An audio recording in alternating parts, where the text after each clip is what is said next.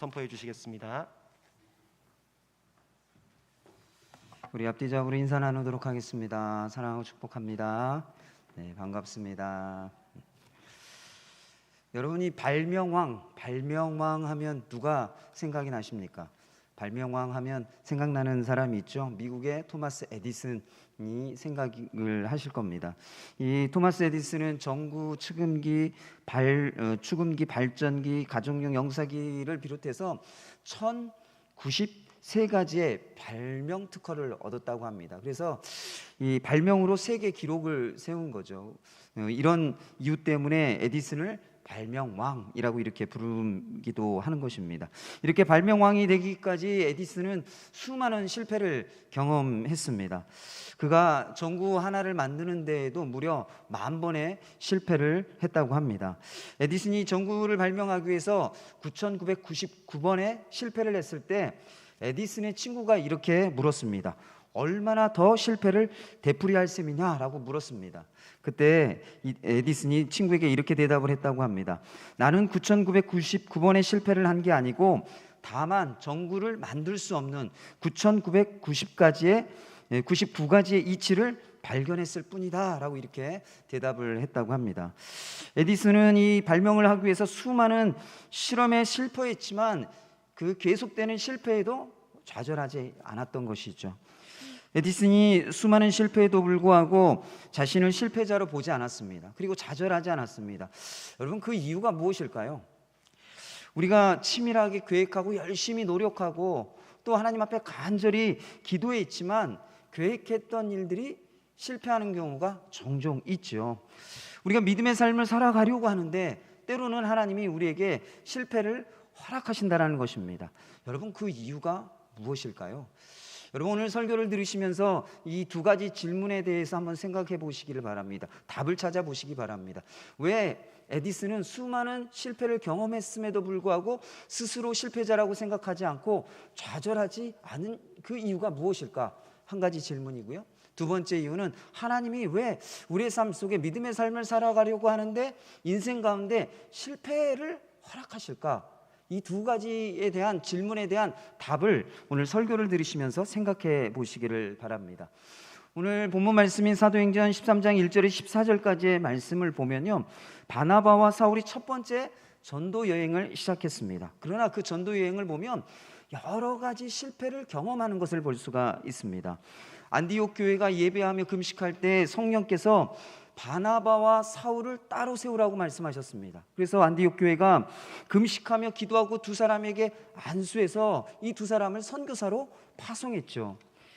성령의 보내심을 받아서 바나바와 사울이 첫 번째 전도 여행을 시작했습니다. 그래서 이 배를 타고 구브로 섬에 가서 이 살라미와 바보라고 하는 지역에서 복음을 전했습니다. 여러분이 이렇게 복음을 전했을 때 그 얻은 결과가 무엇일까요? 총독 서기오 바울이라고 하는 한 사람, 그 한 사람밖에 예수님을 믿지 않았습니다.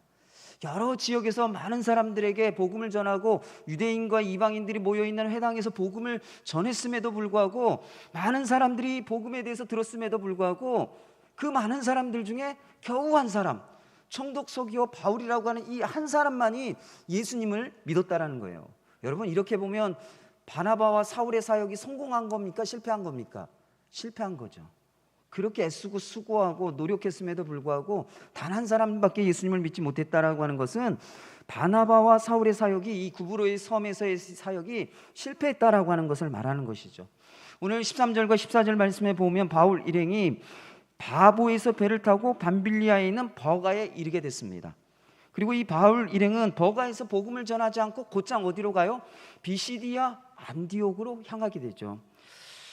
그 과정을 보면 13절과 14절 단 두 절로 이 과정을 설명하고 있는데요, 간단하게 설명하고 있는데 이 과정을 자세하게 살펴보면요, 이 짧은 두 구절 안에 바울 일행이 수많은 실패를 경험하고 있다라고 하는 것을 알 수가 있습니다. 첫 번째 전도 여행을 하면서 경험하게 된 실패가 무엇인지 우리가 좀 살펴보려고 합니다. 이 살펴보면서 하나님이 왜 우리에게 실패를 허락하실까?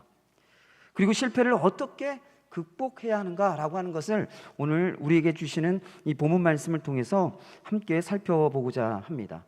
첫 번째 실패의 사건은 이 마가 요한이 바울 일행을 떠나 예루살렘으로 돌아간 것입니다.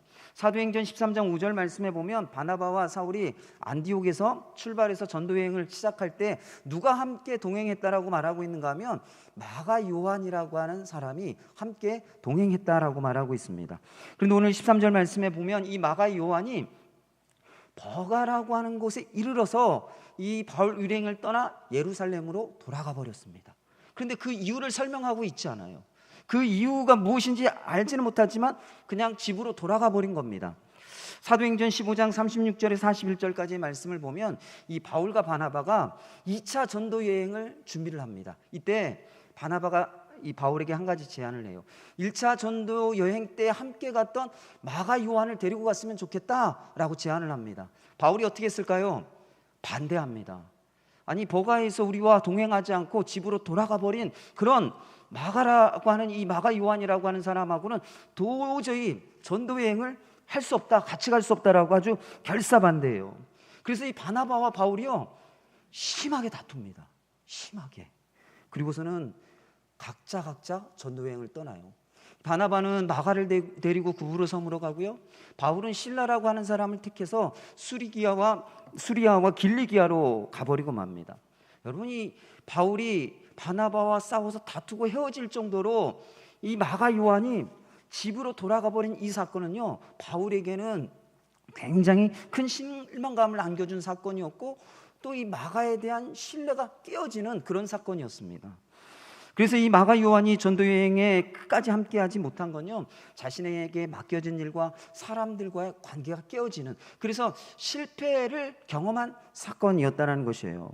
여러분, 그렇다면 이 마가 요한이 왜 전도 여행을 중간에 포기하고 실패를 한 그 이유가 무엇일까요?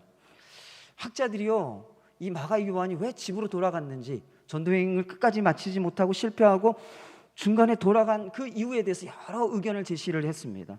그 의견을 잠깐 좀 소개해드리면요, 첫 번째 의견은 전도 여행팀의 지도자가 바나바에서 바울로 바뀐 것에 대해서 불만을 가졌기 때문이라는 것입니다. 이 구브로 섬에서 유일하게 예수님을 복음을 듣고 예수님을 믿은 사람이 누구라고 말씀드렸어요? 총독 서기오 바울이라고 말씀드렸죠. 이 총독 서기오 바울이 예수님을 믿은 이후에 전도 여행팀에 한 가지 변화가 일어났습니다. 그 변화가 무엇인가 하면 13절 말씀에 보면 바울과 및 동행하는 사람들이라고 하는 표현이 나오고 있습니다. 이게 전도 여행팀의 큰 변화예요. 안디옥 교회가 바나바와 사울 두 사람을 세우고 금식하고 기도하고 안수해서 선교사로 파송했다라고 말하고 있죠. 이때 순서가 바나바와 사울이라고 표현하고 있어요. 그런데 13절 말씀에 보면 오늘 어떻게 표현하고 있어요? 바울과 및 동행하는 사람들이라고 이렇게 표현하고 있습니다. 지금 표현이 바뀐 거 이해가 됐어요? 이 얘기는 무슨 얘기인가 하면요, 전도여행을 시작할 때는 그 전도여행 팀의 리더, 지도자가 누구였는가 하면 바나바였어요. 근데 총독 서기오 바울이 예수님을 믿은 다음에 전도여행 팀의 지도자가 바울로 바뀌고 있다라고 하는 것을 말하고 있는 것입니다. 바나바가 어떤 사람입니까? 예루살렘 교회에서 존경받는 지도자였습니다. 그리고 안디옥 교회를 세우고 안디옥 교회를 부흥시킨 아주 안디옥 교회에서는 너무너무 중요한 지도자였어요. 그리고 이 바나바는요, 바울보다 나이가 많았습니다. 그런 것들을 따져보면 바나바가 지위도 높은 지위에 있고 경험도 많고 나이도 많기 때문에 전도여행팀의 지도자가 되는 것이 당연한 것이죠. 그런데 지도자가 바뀐 거예요. 당연히 바나바가 전도여행팀의 지도자가 돼야 되는데 나이도 어리고 경험도 없고 또 교회에서도 밑에 있는 사람인데 그런 사람이 위에 있는 사람을 뒤집어 엎고 지도자가 된 거예요. 이 상황을 이 상황을 마가 요한이 보았습니다. 그런데 이 마가 요한이라고 하는 사람은요, 바나바의 조카예요. 바나바가 삼촌인 거예요. 아니, 우리 삼촌이 전도여행팀의 지도자가 돼야지. 교회에서의 직분과 위치와 역할과 나이, 경험 따지면 당연히 바울이 아니라 우리 삼촌 바나바가 지도자가 돼야지. 이렇게 생각을 했는데 그렇지 않고 바울이 지도자가 된 것 때문에 불만을 품었다는 것입니다. 그래서 집으로 돌아가 버렸어요. 바울 꼴보기가 싫어서. 바울이 지도자가 돼갖고 막 전도행 팀을 이끌어가는 거 꼴보기 싫다, 이 생각 때문에 집으로 돌아가 버렸다는 것입니다. 이게 첫 번째 의견이에요. 또 바울이 중간에 전도여행을 마치지 않고 돌아간 두 번째 의견으로 설명하고 있는 것이요, 전도 여행의 여정이 힘든 것이 두려워서 돌아갔다는 것입니다. 바울 일행이 바보에서 배를 타고 버가에 도착했어요. 그리고 곧장 비시디아 안디옥으로 갔습니다. 이 버가에서 비시디아 안디옥까지는요 약 160km 정도의 거리입니다. 그런데 이 비시디아 안디옥이라고 하는 이 지역은요 해발 1200m에 있는 지역이에요. 그리고 이 지역을 가려고 하면 타우루스 산맥이라고 하는 산맥을 넘어야 돼요. 엄청나게 험난한 산맥입니다. 이 산맥을 넘어야지만 비시디아 안디옥이라고 하는 곳에 갈 수 있었다라는 거예요. 그런데 이 타우루스 산맥에는요 옛날부터 강도와 산적이 있는, 강도와 산적의 소굴이었어요. 그래서 비시디아 안디옥을 가려고 하면 이 타우루스 산맥을 넘어야 되는데 험난한 산길을 가는 것뿐만이 아니라 강도의 위험과 산적의 위험이 있기 때문에 그냥 갈 수 없는 것이에요. 이곳에 가려고 하면 생명과 자기 재산 걸고 가야 되는 그런 위험한 지역인 거예요. 근데 이 마가라고 하는 사람은요 부잣집 도련님이에요. 이 마가 요한의 어머니가 누구인가 하면 예루살렘에 큰 저택을 가지고 있었던 마리아라고 하는 여인의 아들이에요. 이 마리아가 누군지 아세요? 그 큰 저택이 어떤 저택인가 하면 예루살렘의 성도들 120명의 사도와 성도들이 다락방에 모여서 기도했다라고 한 거 기억하시죠? 그 집이 마가 요한의 어머니 마리아의 집인 거예요. 큰 120명이 들어갈 정도의 큰 대저택을 가진 그 집안의 아들이 이 마가 요한이었던 거죠.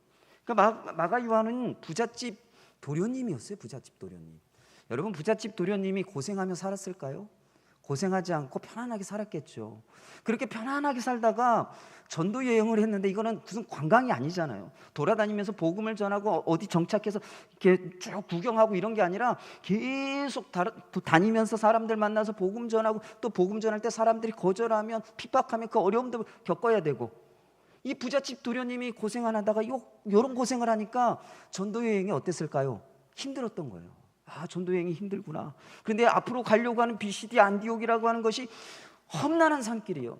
1200m를 걸어 올라가야 돼요. 험난한 산길이요. 그리고 가다 보면 강도를 만나고 산적을 만날 수 있는 그런 위험이 있는 거예요. 그러니까 이 고생을 안 해봤던 부잣집 도련님이었던 이 마가 요한이요, 생각해 보니까 아, 힘들겠다, 어렵겠다, 아우 난 도저히 못하겠다. 그리고 중간에 돌아가 버린 거예요. 험난한 그 여행에 대한, 그 상황과 환경에 대한 어려움에 대한 두려움 때문에 그만 중간에 포기하고 돌아갔다라는 거예요. 이게 두 번째 의견입니다. 세 번째 의견은요, 건강 때문이라는 것이, 건강 때문. 어떤 학자들은 이 마가 요한이요 향수병에 걸려서 고향으로 돌아갔다라고 이렇게 생각하는 학자들이 있어요. 여러분, 부잣집 도련님이 고생도 한번 해보지 않은 이 부잣집 도련님이 전도여행을 다니면서 고생을 하니까 어떤 생각이 났을까요? 여러분, 우리 군대에 가서 훈련병 시절을 경험해 보신 분들은 알아요. 저도 이제 4주 동안 열심히 신병으로 우리 훈련소에서 훈련을 받으면서 제일 많이 생각났던 게 뭔지 아세요? 부모님, 엄마, 아빠, 그리고 집에서 먹었던 밥. 이게 그렇게 생각이 나더라고요. 다른 때는 생각도 안 나요. 엄마 아빠가 어디 있는지, 엄마가 무슨 일을 하시는지 별로 관심도 없는데 그 훈련소에 가서 평생 고생해보지 않았던 그 고생을 하면서 드는 생각이 엄마 아빠가 생각나요. 그리고 엄마 아빠 생각하면서 눈물이 나요. 그리고 엄마 아빠 품에서, 또 집에서 편안하게 살고 맛있는 엄마 아빠가 해주셨던 그 음식, 그게 그렇게 생각이 나요. 고생을 해보니까 그게 생각나는 거죠. 마가 요한이 지금 그런 상황인 거예요. 부잣집 도련님으로 고생 한 번 안 하고 살다가 고생하다 보니까 엄마가 생각나는 거예요. 우리 집 120명이 들어갈 정도로 넓은 그 집, 그 넓은 집에서 편안하게 먹고 자고 쉬었던 그때 우리 엄마가 해줬던 그 밥, 뭐 이런 걸 생각하면서 이 마가 요한이 집으로 돌아가고 싶은 마음이 아주 굴뚝 같아진 거죠. 그래서 중간에 돌아갔다라는 거예요. 향수병 때문에. 정서적인 병인 거죠. 그리고 또 다른 이유는요, 이 버가라고 하는 지역에 풍토병이 많았기 때문에 이 풍토병에 걸릴까 봐 두려워서, 염려가 되어서 돌아갔다, 라고 하는 그런 이야기가 있습니다. 이 세 번째 의견은 마가 요한이 어떤 질병인지는 잘 모르지만 그 병에 걸릴 것, 병에 대한 염려, 건강에 대한 염려, 이 염려 때문에 집으로 돌아갔다라는 이야기예요. 여러분, 이 마가 요한이 바울 일행을 떠나서 예루살렘으로 돌아가 버린 이유를 설명하고 있는 이 학자들의 의견에 공통점이 있어요. 그게 뭔지 아세요? 각자 다른 의견을 얘기하고 있는데 한 가지 공통점이 있습니다. 이 마가 요한이 바울이 전도여행 팀의 지도자가 된 그것에 불만을 품었기 때문에 예루살렘으로 돌아갔다, 고향으로 돌아갔다, 집으로 돌아갔다라고 한다면 마가 요한은 전도여행을 하면서 누구를 계속 보고 있는 거예요? 바울이라고 하는 사람을 보고 있는 거예요. 우리 삼촌이 리더가 돼야 되는데, 지도자가 돼야 되는데, 저 꼴 보기 싫은 저 바울이 지도자가 됐어. 저 사람 못마땅해. 불만을 계속 품는 거예요. 사람을 보면서, 전도여행을 하면서. 또 두 번째로 마가 요한이 전도여행이 힘들어서 그 비시디아 안디옥까지 가는 그 길이 험난하기 때문에 그게 두려워서 집으로 돌아가 버렸다라고 한다면, 이 마가 요한은 전도여행을 하면서 계속 뭘 보고 있는 거예요? 어려운 환경과 상황만 계속 보고 있는 거예요. 왜 이렇게 힘들어? 저 사람들 왜 날 이렇게 힘들게 만들어? 왜 저기는 왜 가? 힘든데, 편안한 길이 있는데, 쉬운 길이 있는데, 계속 힘들고 어려운 환경만 계속 전도여행을 하면서 계속 보고 있는 거예요. 세 번째로 이 향수병이나 어떤 풍토병에 걸려서 자신의 건강에 대한 염려 때문에 돌아갔다고 한다면, 이 마가 요한은 전도여행을 하면서 계속 뭘 생각하고 있는 거예요? 자신의 연약함을 계속 생각하고 있는 거예요. 여러분, 이 마가 요한이 바울 일행을 떠나 예루살렘으로 돌아가 버린 이유를 정확하게 알 수는 없어요. 그러나 분명한 것은 무엇을 보고 있어요? 예수님이 아니라 다른 것을 계속 보고 있다라고 하는 것을 얘기해 주고 있다라는 것입니다. 이 마가 요한이 처음에 전도 여행에 참여할 때는 어떤 마음이었을까요? 예수님을 바라보고 내가 예수님께 헌신해야지, 복음에 헌신해야지 라고 하는 마음으로 전도 여행을 시작했어요.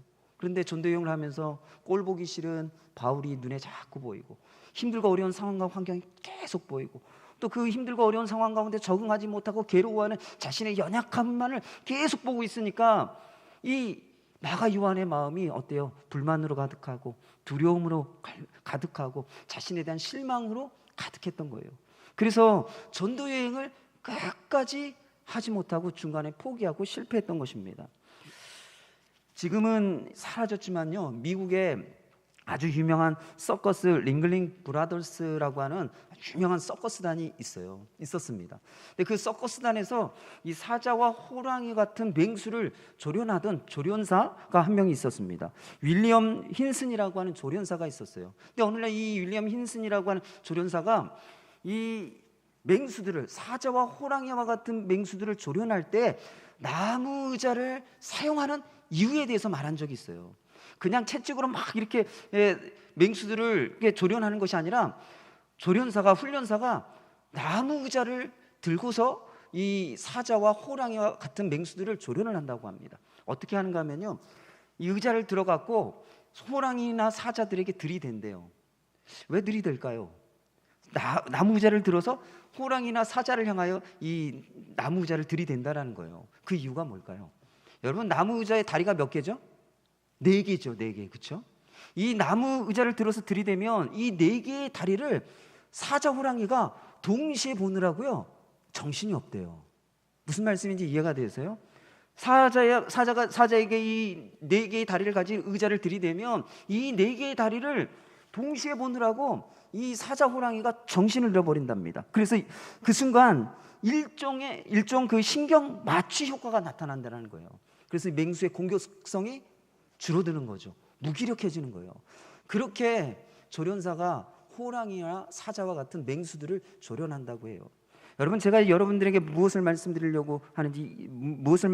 위해서 이 얘기를 하는 줄 아세요? 우리가 한 군데 집중하지 않고 우리의 시선이 분산되면 힘을 잃어버린다는 거예요. 이 얘기는 다르게 표현하면 우리가 믿음의 삶을 살아가면서 성공하지 못하고 실패하고 인생에서 실패하는 아주 중요한 이유가 예수님을 바라보지 못하고 예수님 아닌 다른 것을 바라보다가, 믿음의 시선을 예수님께 두지 않고 다른 것들을 바라보다가 믿음이 점점 약해져서 믿음의 삶과 인생에서 실패하게 된다는 것입니다. 사랑하는 성도 여러분, 우리가 그리스도를 따르고 그리스도께 속한 그리스도인으로서 믿음의 삶과 인생에서 실패하는 이유는 예수님만 바라보지 않기 때문이라는 거예요. 마태복음 14장 22절에 33절까지의 말씀을 보면 예수님이 제자들에게 배를 타고 먼저 가라고 말씀하시고 예수님은 혼자 산에 올라가서 기도하셨습니다. 이 배를 타고 가던 제자들이 바람이 불어서 거친 풍랑을 만나고 그 풍랑 때문에 죽을 고생을 하고 있었어요. 그런데 예수님께서 그때 물 위로 쫙 걸어오시죠. 그것을 본 제자들이 예수님이라고는 생각하지 못하고 유령이다, 귀신이다 라고 놀라서 소리를 질렀습니다. 그러자 예수님께서 제자들에게 안심해라, 나다, 두려워하지 말아라 라고 말씀하셨어요. 그러자 이 베드로가 예수님인 것을 알고서 예수님께 요청합니다. 만일 주님이시라고 한다면 저를 물 위로 걷게 해주십시오. 그래서 예수님께서 그래 와라 라고 말씀하셨어요. 이 베드로가 그 말씀을 듣고 예수님의 말씀을 듣고 예수님을 바라보고 그가 배에서 내려 물 위를 걸어서 예수님께 걸어갔습니다. 그런데 그때 바람이 불어서 물결이 일어나고 풍랑이 일어나는 것을 이 베드로가 보게 됐죠. 그 순간 마음에 두려움이 쑥 찾아 들어왔어요. 그러자 이 두려움이 마음속에 들어와서 두려움에 사로잡히자 이 베드로가 물에 빠지고 말았습니다. 베드로가 물에 빠져서 예수님 저 좀 살려주십시오 라고 간청하자 예수님께서 손을 내밀어서 베드로를 건져주시고서 이렇게 말씀하셨죠. 믿음이 작은 자여 왜 의심하였느냐라고 말씀하셨습니다. 이 베드로가 예수님을 보고 예수님의 말씀을 들었을 때에는 물 위로 걸어갈 수 있을 것이라고 하는 확신이 있었어요. 그리고 그 확신으로 물 위를 걸었어요. 그러나 베드로가 바람이 불어오는 것을 보고 풍랑을 보고 거친 파도 물결이 일어나는 것을 보았을 때 물 위로 걸을 수 있을 것이라고 하는 확신이 흔들리기 시작했습니다. 그리고 의심하기 시작했습니다. 그리고 물에 빠지는 실패를 경험하게 되었던 것이죠. 사랑하는 성도 여러분, 그리스도인인 내가 무엇을 바라보고 있는가, 내가 무엇을 바라보고 있는가, 그것에 따라 믿음의 삶과 인생에서 성공하기도 하고 실패하기도 한다는 것이에요. 사랑하는 성도 여러분, 여러분들은 지금 무엇을 보고 있습니까?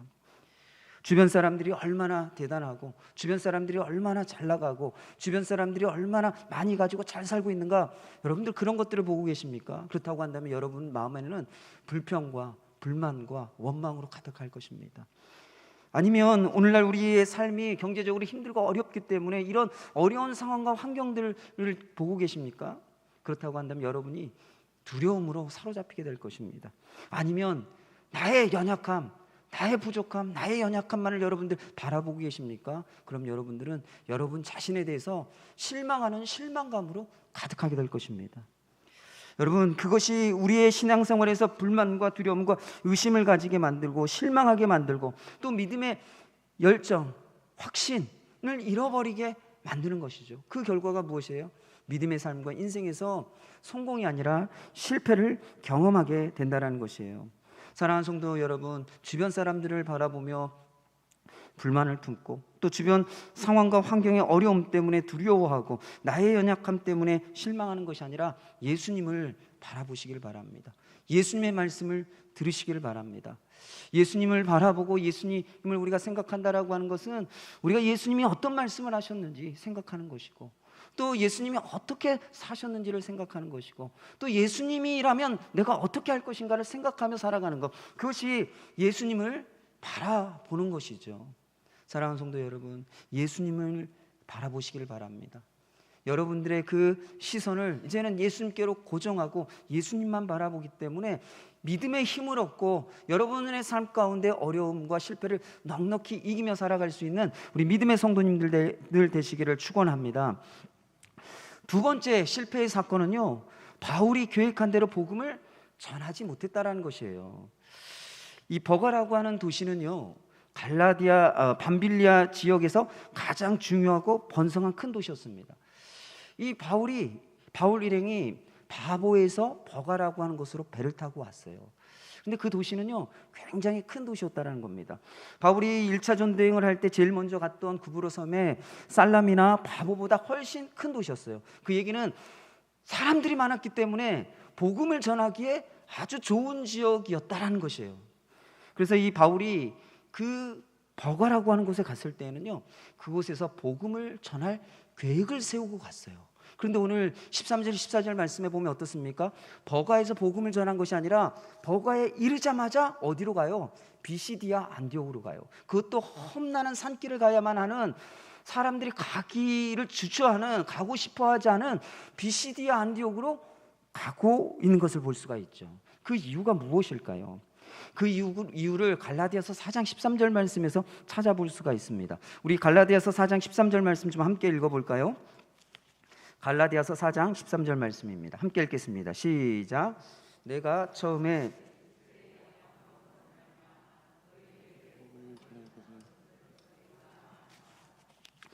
이 갈라디아서 4장 13절 말씀을 보면요, 갈라디아 지방에 처음 가서 복음을 전한 이유가 무엇인가 하면 육체의 약함 때문이다라고 말하고 있습니다. 이 비시디아 안디옥은요, 갈라디아 지방에 속하는 한 도시였어요. 그리고 이 약함이라고 하는 것은 어떤 의미를 갖고 있는가 하면 육체적 질병을 의미하는 것입니다. 당시에 이 버가라고 하는 이 지역은요, 저지대인데다가 이 해안 습지였습니다. 그래서 풍토병이 많았어요. 저도 제주에 가서 살다 보니까 풍토병을 좀 경험했는데요. 풍토병이라고 하는 게 뭐 특별한 그런 건 아니지만, 제가 제주에서 경험한 풍토병은 어떤 거였는가 하면 6개월 정도를 이유도 없이 원인도 없이 계속 기침을 해요. 무슨 감기도 아닌데 계속 기침을 하고, 기침이 뭐 6개월 동안 떨어지질 않고 계속 기침, 무슨 약을 먹어도 낫질 않아요. 그리고 시름시름 이렇게 힘이 없고 축축 사람이 처져요. 처음엔 제가 무슨 큰 병에 걸린 줄 알았어요. 그런데 저보다 먼저 제주에 이주에서 사신 분들이 얘기하시기를, 그거 풍토병이야 라고 말씀하시더라고요. 왜 제주에 그런 풍토병이 있는 줄 아세요? 이유가 뭘까요? 이 섬이다 보니까 기후변화가 심해요. 그리고 섬이다 보니까 뭐가 많죠? 습기가 많아요. 여러분, 장마철에 여러분들 이렇게 눅눅한 데서 계속 생활하고 자고 그러면 몸이 개운하지 않은 거, 그런 거 느끼시죠? 근데 제주는 그거를 1년 내내 느낀다고 생각해 보세요. 얼마나 몸이 막 힘들겠어요. 그러니까 이 풍토병이 있는 거예요. 바로 이 버가라고 하는 지역은요, 그런 지역이, 저지대인데다가 해안가에다가 습해요. 그러니까 1년 내내 습한 곳이니까 그곳에 사는 사람들이 어떨까요? 다양한 병을 가지고 있어요. 원인 모를, 이유를 모르는 다양한 병을 가지고 살아가는 거죠.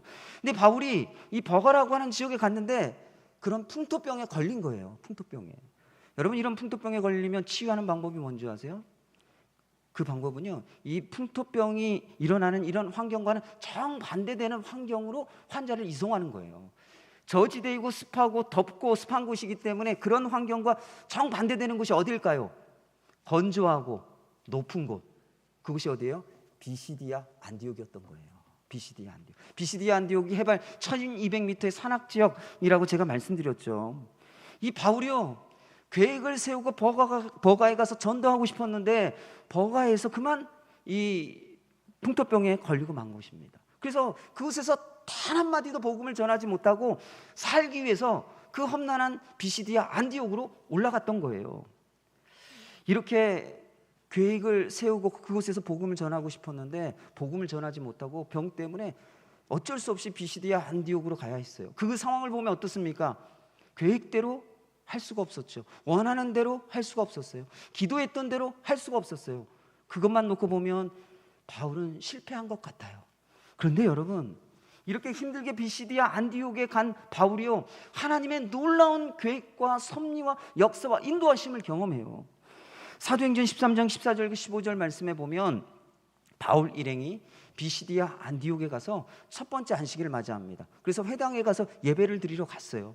회당에 가서 앉아 있는데 회당장이 사람을 보내서 혹시 이곳에 모인 사람들에게 할 말이 있느냐, 설교를 좀 해주겠느냐고 요청을 합니다. 뜻밖이죠. 전혀 생각지 못하고 갔어요. 그런데 그곳에서 설교 요청을 받은 거예요. 그래서 바울이 일어나서 설교하기 시작을 합니다. 그렇게 설교했을 때 사도행전 13장 43절 말씀에 보면요, 설교가 끝났을 때 유대인들과 유대교로 개종한 이방인들이 바나바와 바울을 따랐다라고 말하고 있어요. 바울과 바나바를 따랐대요. 그리고 그 다음 주에 또 와서 안식일에 설교를 했습니다. 그랬더니 이방인들이 하나님의 말씀을 듣고 기뻐하고 하나님의 말씀을 찬송하고 예수님을 믿었다. 많은 사람들이 예수님을 믿었다라고 말하고 있어요.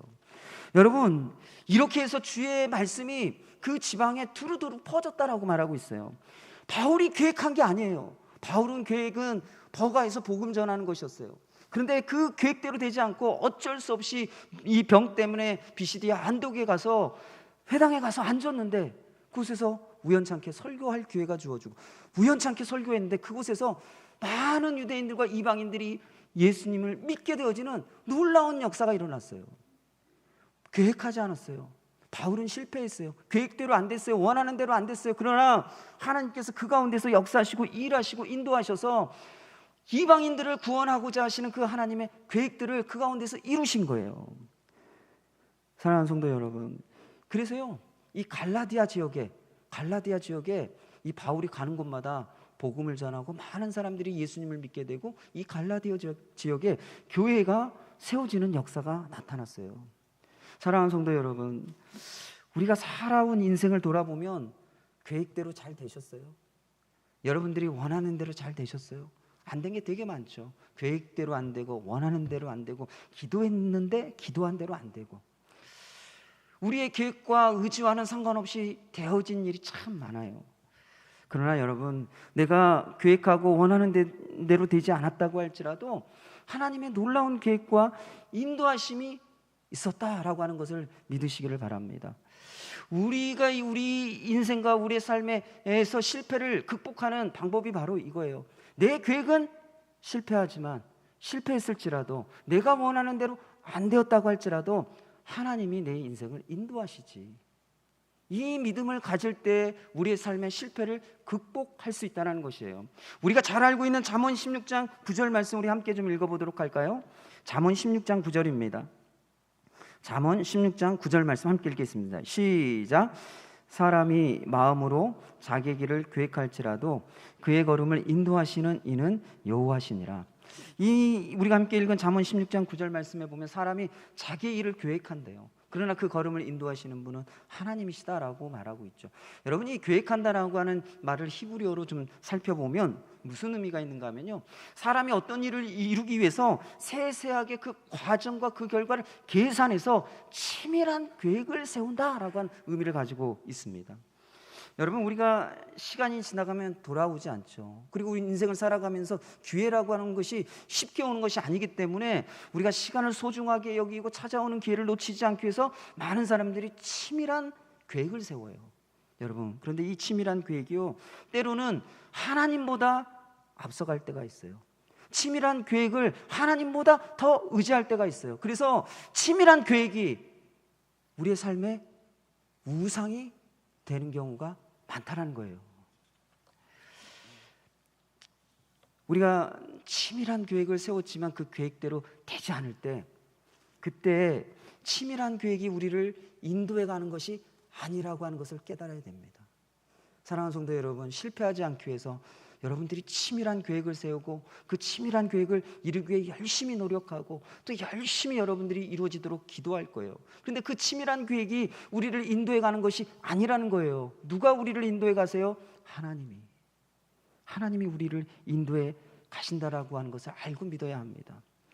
사랑하는 성도 여러분, 제가 설교를 시작하면서 에디슨이 많은 실패를 경험했음에도 불구하고 스스로를 실패자라고 여기지 않고 좌절하지 않은 그 이유가 무엇인가 생각해 보세요 라고 제가 말씀드렸는데, 생각해 보셨어요? 설교를 들으시면서 그 이유가 무엇일까요, 여러분?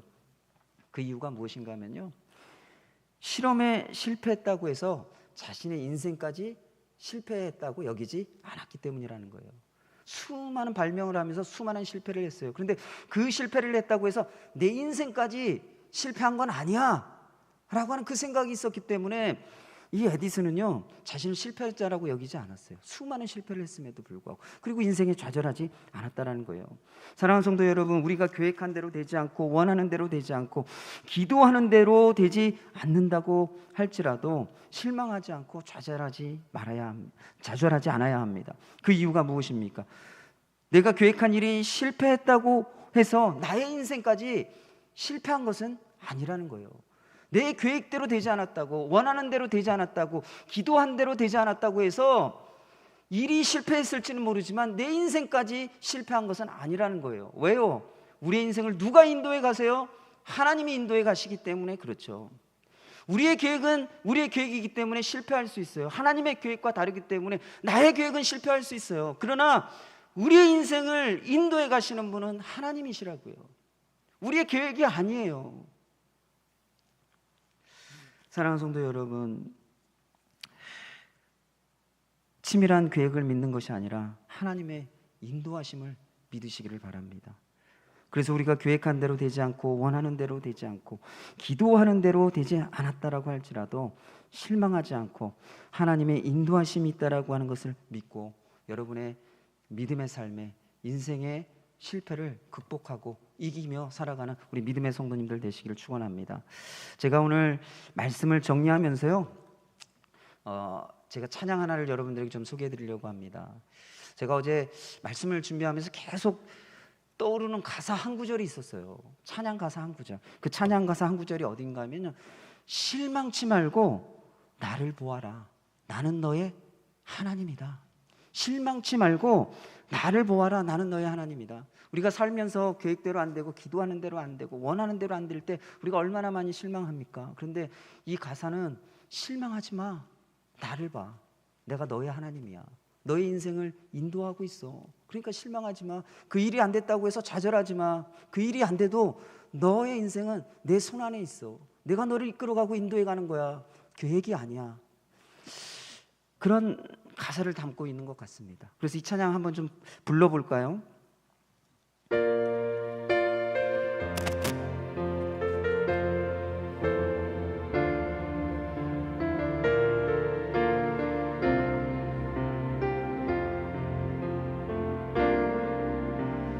왜 슬퍼하느냐,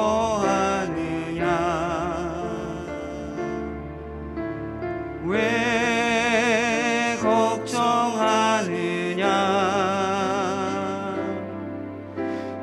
무엇 두려워하느냐,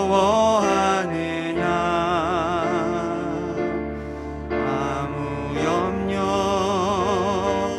말아라. 큰 어려움에도 큰 아픔이 있어도 이제 아무 걱정하지 마. 내가 널 붙들어 주리.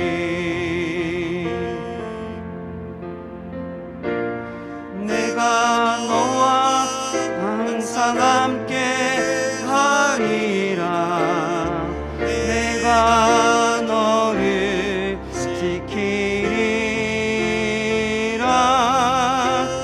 실망치 말고 나를 보아라.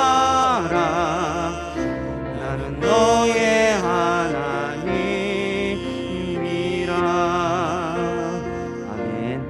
우리가 들은 말씀을 가지고 함께 좀 기도했으면 좋겠습니다. 여러분들 지금 예수님을 보지 않고 무엇을 보고 계십니까? 나의 연약함을 보고 계십니까? 나의 상황과 환경, 어려움을 보고 계십니까?